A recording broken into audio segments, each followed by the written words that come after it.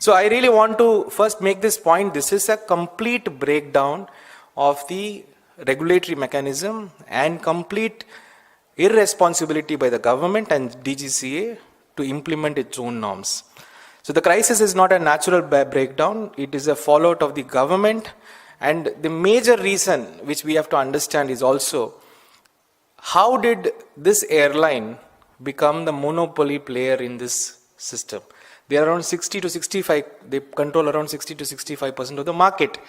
Now, we have been always saying, the Congress party has always been saying, the idea of the current government to push for monopolies, to support monopolies or duopoly players is a disaster in waiting for this country. Because India is not a country which can bear these monopoly meltdowns or crisis or whatever you call.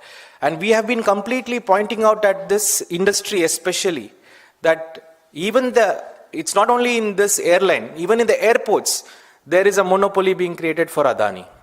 Now, the country is yet to see all a meltdown on those areas. So, the party also wants to highlight this continuous trend from this government to break market freedom and market equity and to push for some monopoly players just because they have been friends with them in some way or the other.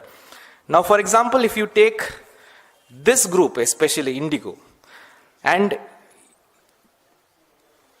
there has been very clear reports, we have seen when the electoral bonds issue came and when there was a disclosure on what electoral bonds were bought by who, there was an InterGlobe group which bought around 36 crore electoral bonds.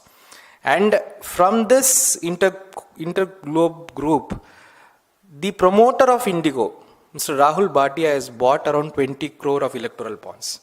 And this 20 crore of electoral bonds, who encashed is a very clear, I don't have to say much about it. So how do you allow these monopoly players grow in this country in different sectors, especially crucial sectors? So this is one of the main reasons that we find this crisis has happened, and also the DGCA's irresponsibility of not pushing for proper implementation of their own norms in spite of the time that they had, in spite of all the resources they had at their wherewithal.